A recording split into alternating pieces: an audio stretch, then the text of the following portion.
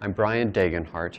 I am an osteopathic physician from Kirksville, Missouri. I am the director of the A.T. Still Research Institute at the A.T. Still University.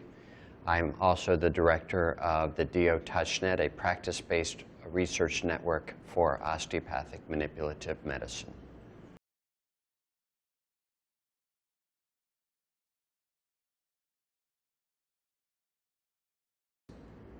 So my university title is I'm the vice president for osteopathic research. Underneath that, I am the director of the A.T. Still Research Institute. I oversee 3 centers of research, one that is specific for osteopathic manipulative medicine, another center is for oral health research, and the third center is for our research in community health centers.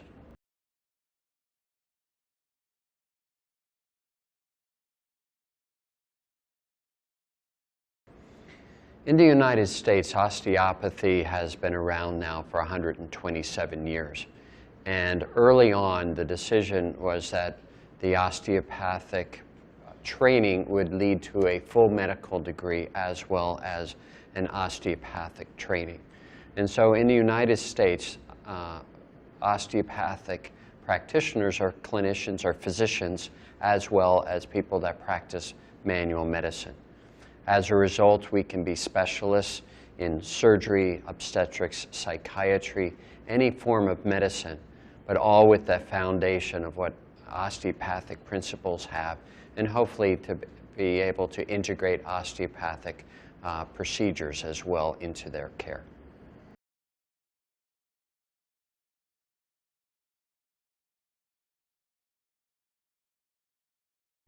So I have been performing research for almost 30 years. And in the beginning, I began looking at the influence of osteopathic manipulation on children with middle ear infections.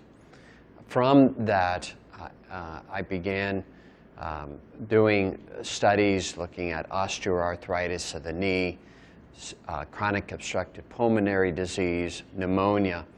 And all of the challenges for research in this field was the fact that we did not have good ways to objectify and quantify the palpation and the treatments that were being performed as we were looking at how manipulative medicine could influence these various conditions.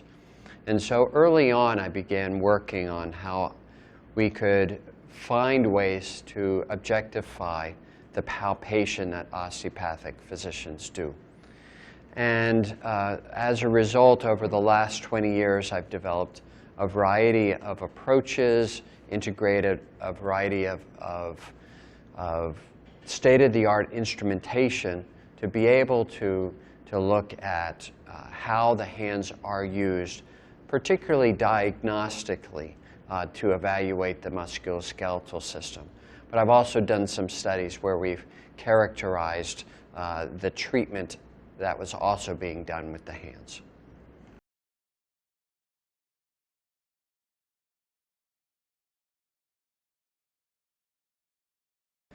So as I had mentioned, osteopathy has been around for 127 years, and there's been very little advancement or progression in how it is taught and how we understand the actual mechanics of that. What I'm hoping is that I will help contribute to the profession an approach that will, using modern day 21st century instrumentation, to give us more insight in how we use the hands for the various procedures we do, that we can use the instrumentation to improve our ability to be accurate of the anatomy that we are evaluating, and hopefully also be able to better characterize the function of the people we're examining. In the past, we primarily have used the structure, the anatomy, as a guiding principle to our work, but we use the term somatic dysfunction, but we really never evaluate function. We're looking at structure most of the time. And so I'm hoping by integrating modern instrumentation, modern technologies, that we will have a deeper insight not only of the anatomy but also what is normal human function as well as dysfunction, so we can better then evaluate how it improves as a result of manipulative medicine or any other intervention such as exercise or lifestyle changes.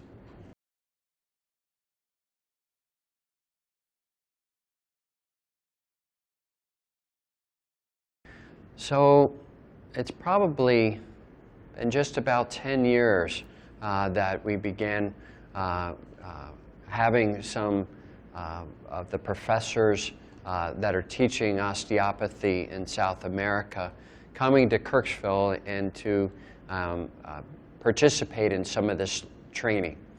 And over these years, that relationship has grown, it has flourished, and I think we have achieved a greater insight in how to do the research that we're doing as a result of the feedback that I've gotten from members of the Brazilian Osteopathic Association, as well as helping teachers have a better context for teaching that material. Now what I'm hoping is that through this relationship that we will be able to help promote within the Brazilian Osteopathic Association those members to be able to do clinically relevant research within their practices. From my perspective, it is critically important that we actually evaluate real-day, everyday outcomes from the treatments that are being done, and not just rely on the more of the university type of research where it's not done on real people. It's on, people who have been very specially selected, not everyday people.